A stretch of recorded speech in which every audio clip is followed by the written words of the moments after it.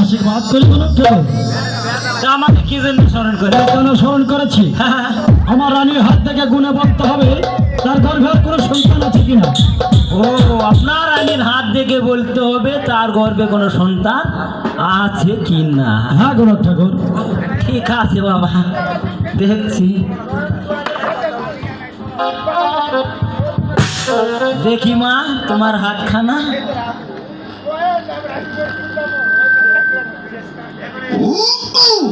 ঠাকুর अरे पेयसे gun gun ना खोरी पेयसे gun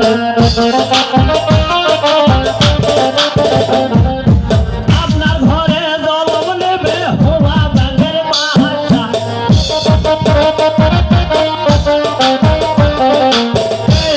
পেয়সে গন গন না खोरी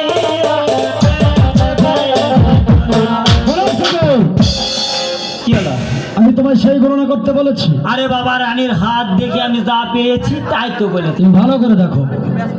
আচ্ছা দেখি মার একবার এই হাত দেখি। ওরে পেয়েছে গন গন ধরি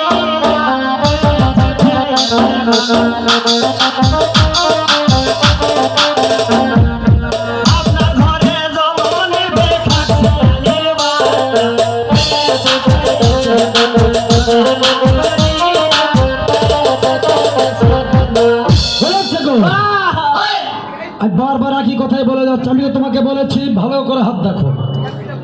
এই বুঝতে পেরেছি সরকার মহাশয়। হ্যাঁ বলো।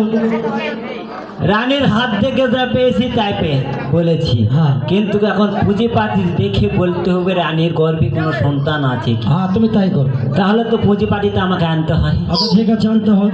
এ লাঠি লাঠি রে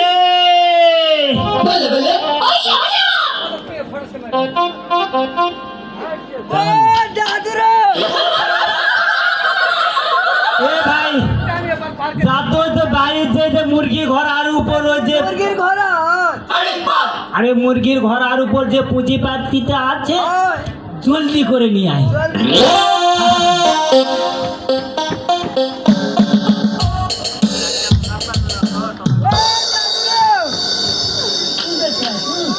আরে মুরগির ঘর আর উপর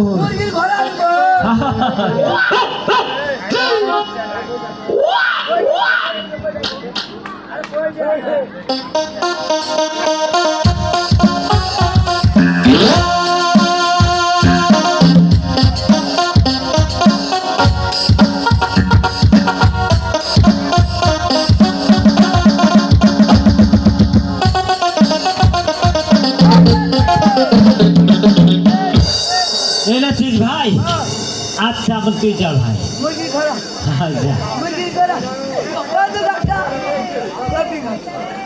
আরে হলো কপি ঘাটা আর কদু ঘাটা, সকালে তোমার আলু ঘাটা, সমস্যা নাই।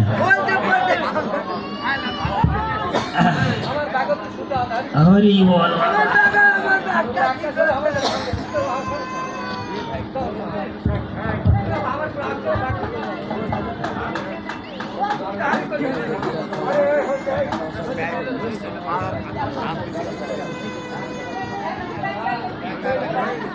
বক কালো বগিলা কালো, প্রাসাদের উপর দিয়ে গেল মই চক্র, গেল গেল গেল, কোনো ক্ষতি করতে পারল না। ঠাকুর ব্রাহ্মণ ঠাকুর। হ্যাঁ বাবা, তুমি বারবার যা বলছি তা করছো না।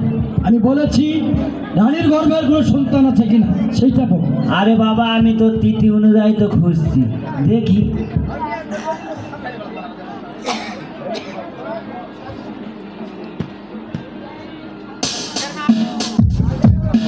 দাদাঘর মহাশয়, ভয়ে বলি কি নির্ভয়ে বলি? দেখো গণক ঠাকুর, তুমি নির্ভয় বলো। আপনি যদি অভয় দান করেন তাহলে তাহলে আমি বলতে পারি। ঠিক আছে, আমি চাওয়া সদাগর তোমাকে অবৈধন করলাম। রানীর গর্ভে জন্ম নিবে সোনার লক্ষ্মী দল, বেশ তো গণক ঠাকুর। কিন্তু একই বলছো গণক ঠাকুর, রানীর গর্ভে সন্তান জন্ম নেবে, আবার কিন্তু কেন? বলো কি হয়েছে? বলতে যে সাহস পাচ্ছি না। দেখো গণক ঠাকুর, আমি তোমায় অবৈধন করলাম, বলো কি হয়েছে বলো। রানীর ঘরে জন্ম নেবে সোনার লক্ষ্মী দল, কিন্তু সেই বালাকে সর্পে দংশন করে। কি বলছো গণক ঠাকুর? আমার বুদ্ধিতে আমি যা পেয়েছি তাই বলছি সরোবর মহাশয়। দেখো গণক ঠাকুর, বলো। এর কোনো পন্থা আছে? আছে, একটা পন্থা আছে। বলো কি আছে? ওই সাঁওতালি পর্বতে লোহার বাসর ঘর নির্মাণ করে ওখানে যদি আপনার পুত্রকে রাখতে পারো, তাহলে হয়তো এই বিপদ থেকে রক্ষা পেতে পারো। বেশ গণক ঠাকুর, আমি তোমার কথা মতন আমার ছেলে দিনে দিনে বড় হবে আর বিয়ের উপযুক্ত হয়ে গেলেন, আমি তাই বিয়ের বাসর ঘর সেই সাঁওতালি পর্বতে নির্মাণ করবো। বেশ, তাহলে আমি এখন আসি। দেখো গণক ঠাকুর, নমস্কার। আমি তোমার গণনায় খুশি হয়েছি, তাই তোমায় আমি হীরা রাখটিটা দান করলাম। তবে শোনো গণক ঠাকুর, বলুন। এটা কি নাম? দোহালি। দোহালি। যাক রাত অনেক হয়েছে, এখানে চোর বেশি, তাই বলছি তুমি যে সেই রাস্তাতে যাবে না, তুমি এই রাস্তায় যাবে, বুঝতে পেরেছো? আচ্ছা। এবার তাহলে আমরা আসি। আরে বেটা বলে আমার বাড়ি আমি যাব, যেখান দিয়ে খুশি সেখান দিয়ে যাব। বেটা বলে এখান দিয়ে গেলে চোরের ভয়, ওখান দিয়ে গেলে ডাকাতের ভয়। আমার বাড়ি আমি যাব, দেখি তো কোন বাটা কি করতে পারে।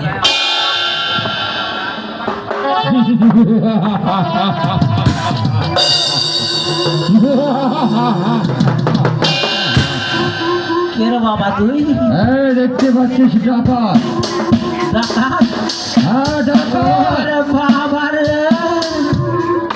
আমার হাতে অস্ত্র দেখে তোর ভয় লাগতেছে না? কি আছে বাবা? তুই কোথায় গেছিলে? আমি হ্যাঁ, আমি ওই দেখো দুয়ালে তোমার গাইড গেছে না। মিথ্যে বলার চেষ্টা করিস না। সত্যি কথা বাবা, সত্যি কথা। মিথ্যে বলার চেষ্টা করলেই যে আমার হাতে অস্ত্র দেখতে পাচ্ছিস। হ্যাঁ, থাম বাবা, থাম থাম। জলদি বল, সত্যি করে বল, কোথায় গিয়েছিলে?